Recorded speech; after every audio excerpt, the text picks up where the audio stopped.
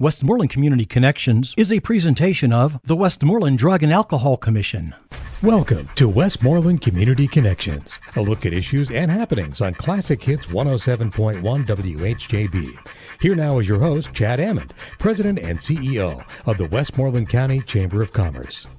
Hello and welcome to Westmoreland Community Connections. I'm your host, President of the Westmoreland County Chamber of Commerce, Chad Ammond. We are delighted this morning to have with us two guests that are making an impact in our community. They are making an impact in our community on a subject that many listeners might not have realized this is something that is necessary to be so impactful, but I assure you that it certainly is. Welcome to the show, Valerie Hogel. She is president and founder of HozPoz. Valerie, welcome to the show. Thanks for being on. Good morning. Thank you for having us. It's great to have you on the show, and I want to welcome also Fran Petrus. Fran is a volunteer with HozPoz. Fran, thank you for being on the show. Thank you, and thank you for having us. So, Valerie, tell us a little bit about what HozPoz does, and your background and how you started the organization. Well, my background is I volunteered in a local animal shelter and had seen the need of animals that were being surrendered to the shelter when people just really needed temporary care for their pets while they were hospitalized, having surgery, whatever the case may be. I started HozPoz in 2014 when I seen this need and went home and I talked to my kids, actually, and we started HozPoz. Okay. And HozPoz, I guess the name itself of the organization, HozPoz, kind of makes you think of hospice, right? HOSPAWS. Is there a connection to the hospice world? Yes, there actually, when we started, that's what the intentions were. We thought this was going to be to help hospice patients. However, we found out shortly after we started that the need was much greater than just hospice patients, that there were so many people out there that had no family to take care of their pets while they were just hospitalized. So we just kind of made it a little bigger and went on from there. So your experience in the animal shelter world where you were volunteering, you understood that there were maybe grandma or grandpa or somebody that's living alone that just didn't have somebody to take care of their pet. You understood that this is a need for the community, and that's how HozPoz was started. Give the listeners some examples of what exactly HozPoz does. I mean, do you take the animal in? Do you go to the house? How does that all work? Well, depending on the situation, we do foster care. We also do in-home care, which is where we have volunteers go into the home and take care of the pets for them while they're in the hospital. On dogs, we try to get over at least 4 times a day, and it all depends on volunteers in the area. And how does that work? How does somebody? There's a listener out there right now that they're saying, "Wow, Grandma's going in for hip surgery next weekend, and we had no idea how we were going to take care of this dog." How do they get in touch with HozPoz? Most of the time, the social workers from the hospital will call. However, if it's somebody something's coming up and they're aware of that, the family will call, the patient will call, but they can always contact us. Our number is 724-787-7304. If we don't answer, please leave a message. And you obviously have a Facebook page as well, so there's probably a way to get in contact with you with that as well. Correct. We do have a Facebook page, and you can always message us also on Facebook. Then any of the volunteers can get that and contact you back for some more information. Fran, you are a volunteer with the organization, and I would like to hear from you. What is the experience on the front line? How does it work? Well, it works, for example, when Val gets a case and you have time, you can volunteer. You go to the house and you take care of the pets, but you also interact sometimes when the person comes back. You are able to talk to them, and sometimes you form a bond with those people, so they later become part of your family and your friend, and we do check on them from time to time. And sometimes they just call, especially around the holidays, just to wish you happy holidays. Yeah. Now, we're talking about some of the folks that are in the hospital or they're in long-term care. Mm-hmm. What happens when we used the example that grandma goes and gets hip surgery, and now she has a dog that she has to walk, but she's not ready to go on a full walk for the dog. Does HozPaws play a role in that as well? Yes, we still try to provide some care. Of course, it's all based on the availability that we have with the fosters. And how long is the care that you'll provide? I mean, I can't imagine that it can go on forever, right? I mean, you have to put some sort of a parameter around it. Right. Initially, we try to limit it to like 12 weeks. But there are some cases where maybe you have to go over after that time period once a week or something just to check on and make sure the dog's okay. And you're listening to Westmoreland Community Connections. We're talking with Fran Petrus. Fran is a volunteer with HozPaws, that is an organization that serves residents of Westmoreland County and beyond, right? Valerie, you said you serve some of all of southwestern Pennsylvania. Valerie is the president and founder of HozPaws. What is the full service area? Well, we started out in Westmoreland County and really thought that was the only place we were going to be. That we started with the VA hospital in Pittsburgh. We work a lot with them. Forbes. A lot of the hospitals in Allegheny County also contact us. So we go wherever we're needed as long as we have volunteers to do it. Right. And how many volunteers do you have? We currently have 30 to 40 active volunteers. And when I say volunteers, that's anybody that can do fostering at their home, do in-home care, do event planning, or do transports for us. Because a lot of times the people we deal with may not have a way to get their pet to us, or if they need help getting their pet to the vet, we have people who just do transports.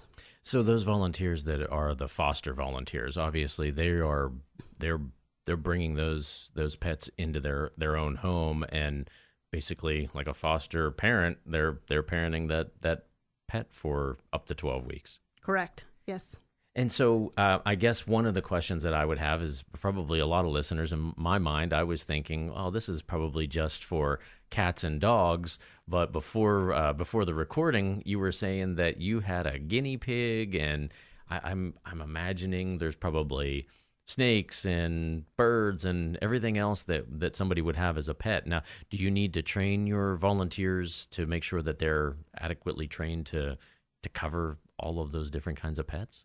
Most of the time we have volunteers that specifically only want reptiles. That's what they deal with. They only want reptiles. Right. Okay. They don't do dogs and cats. So if we have reptiles come in, we have volunteers who just want reptiles, or volunteers who will just take birds.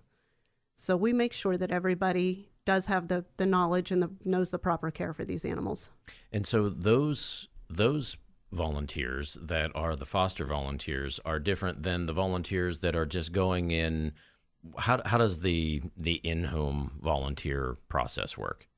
What we do is if we have somebody who has a pet at home, normally an elderly pet or a cat, it's hard to move them into foster care. They don't adjust very well. So normally the homeowner will give us permission. We will go into the home and take the dogs for walks. We try to get there 4 times a day. Clean litter boxes, feed them, whatever we have to do so that they're still in their home environment and they feel safe there until their owner comes home. You're listening to Westmoreland Community Connections on Classic Hits 107.1 WHJB and on the web at WHJBFM.com. We're talking with the founder, the president and founder of HozPaws, Valerie Hogel. Valerie and one of her volunteers, Fran Petrus.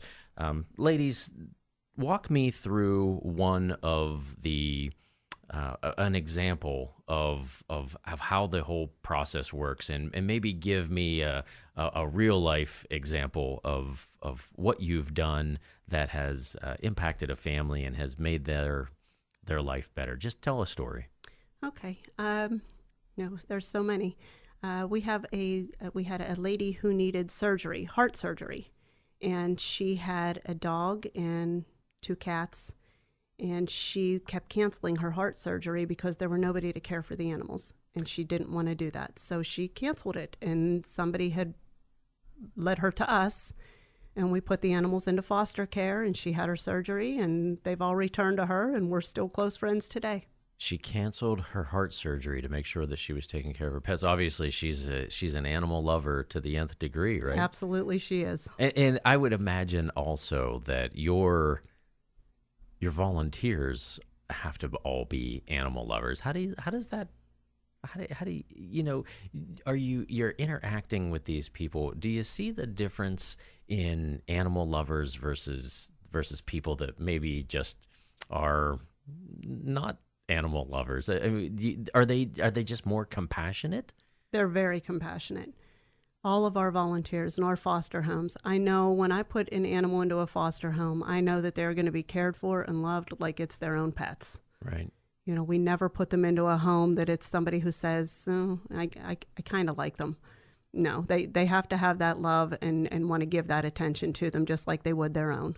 And you said that you are interacting with the hospitals and the elder care facilities. I mean, how does one make that kind of a contact? I mean, are you interacting with the administration or you said the social workers? How do you make those connections? It is usually the social workers that contact us. Social workers, caseworkers.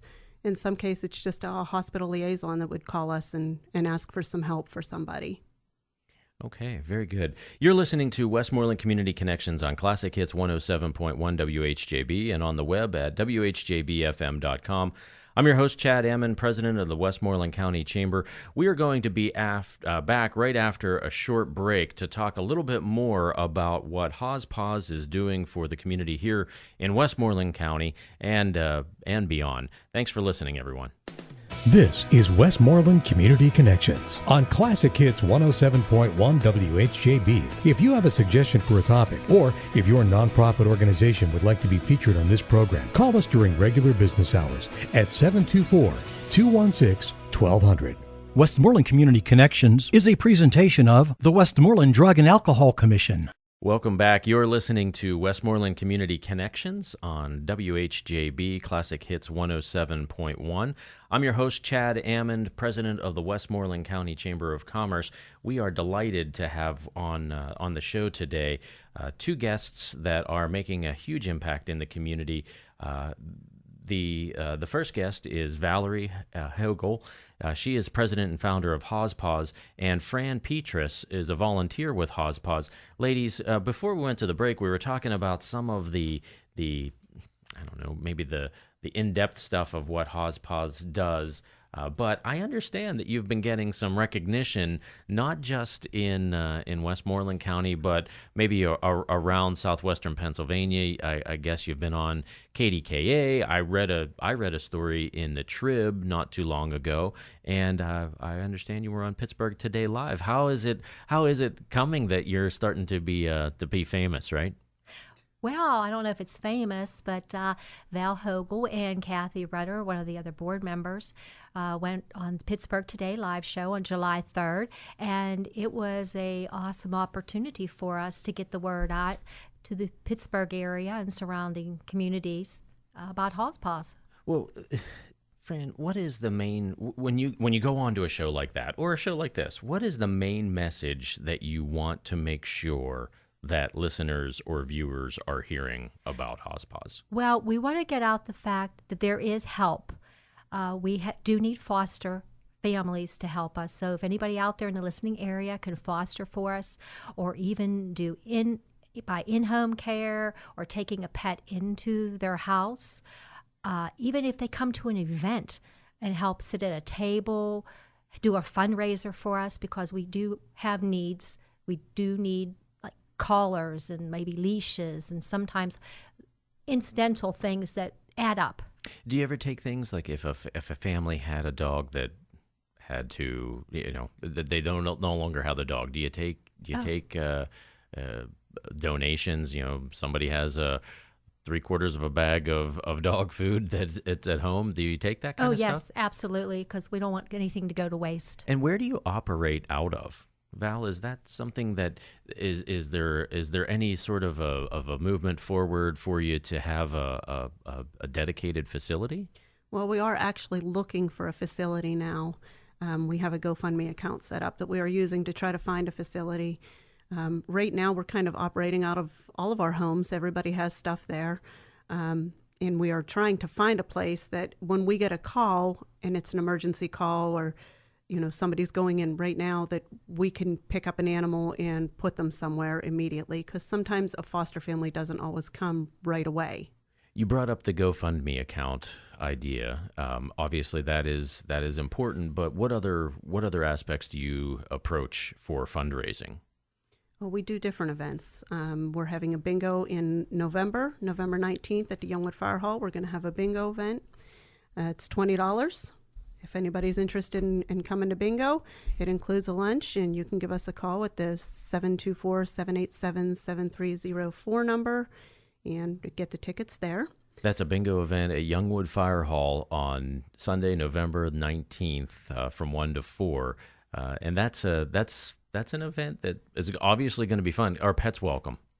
They do not allow them in the fire hall, unfortunately. I had to ask. I mean, I'm thinking everyone's going to ask. Well, that's probably a question too that makes some sense. If you have about 40 volunteers, right? Correct. These are all people that love pets, and they understand that pets can have an impact on your well-being and maybe relieve your stress and all of that stuff.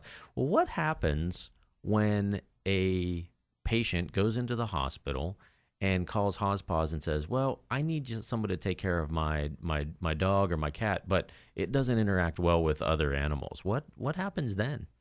That makes it a little tough because, like you said, most of the people in our organization, people who volunteer for us, are there because they are pet lovers. So to find families that don't have other pets is very hard to do. So it makes it difficult. Right now, we currently have 2 fosters that don't have other pets, that are pet lovers, but do not currently have other pets of their own. So they're normally full when we call. You're listening to Westmoreland Community Connections on Classic Hits 107.1 WHJB and on the web at WHJBFM.com. We're talking with the president and founder of HozPaws, and that is Valerie Hogel, and Fran Petrus, who is a volunteer with HozPaws. Ladies, how many pets, since you kicked off in 2014? Correct.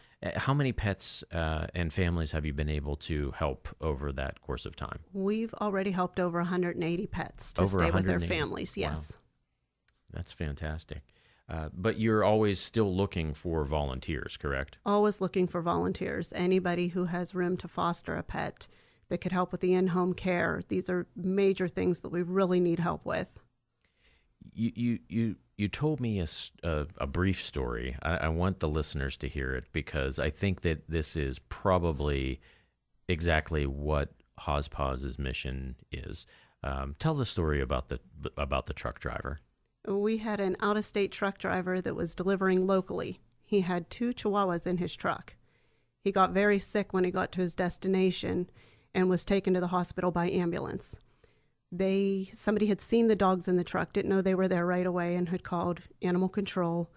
And somebody at the organization itself, the business that they were delivering to, had realized that the dogs were in the truck also and called us. So we had to go to where the truck was parked. They let us in. We got the 2 dogs out of the truck. They were in foster care. And the truck driver would call every day while he was in the hospital. We weren't allowed to take the dogs in, but he really wanted to see his dogs and know they were okay. Sure. So he had us take them up, and we would stand in the parking lot at the hospital and put him on speakerphone, and he would look out his window and talk to his dogs on speakerphone so that they knew that he was there and he could see that they were safe. So he was still able to interact. Did they end up? I mean, I don't know if I want to ask this question. Did they end up making a connection? He got out of the hospital and he did. Okay. 3 or 4 days he was in the hospital, but we made a trip every single day. We took the dogs up to the hospital and stood in the parking lot for him so that he could see them. Okay, so he it's a didn't want happy them ending. to think that they abandoned him. Oh, very good. We'll talk a little bit for a brief moment about what other events you attend. What other events?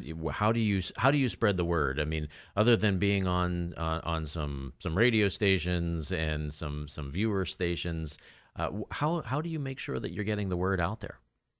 Mainly, it is by word of mouth. A lot of people on Facebook. It has done amazing things for us by getting the word out about HOSPAWS. We have talked to the state police, so they're aware. We've been called to assist with, cases that they've come across. We have worked with all the local hospitals, and word travels fast. Once they find out that there's something out there, word travels very fast. So is there a busier time of year? We're coming into late fall. Is it going to be busier, or is it going to slow down, or how does that work? We do seem to get a little busier around the holidays. And then it's very hard to find fosters because you've got a lot of people going out of town, and just finding foster homes in general is tough. Well, ladies, thank you very much for being on Westmoreland Community Connections. Valerie Hogel, president and founder of HOSPAWS, Fran Petrus, volunteer with HOSPAWS. You're making a difference in our community, and we appreciate it very much. For those listeners that would like to learn more about HOSPAWS, you can give them a call at 724-787-7304, or search them on Facebook at HOSPAWS, HOSPAWS, and you'll be able to make that connection. If there's any listeners out there that are looking to volunteer or to be a foster for the pets, or to be an in-home visitor, I'm sure these ladies would be glad to have you. Thank you very much for being on the show. Thank you so much. You've been listening to Westmoreland Community Connections on Classic Hits 107.1 WHJB and on the web at WHJBFM.com. Join us next week, same time, same place, for another edition of Westmoreland Community Connections. This has been Westmoreland Community Connections, a look at issues and happenings in and around Westmoreland County. Join us again next week on Classic Hits 107.1 WHJB. Westmoreland Community Connections is a presentation of the Westmoreland Drug and Alcohol Commission.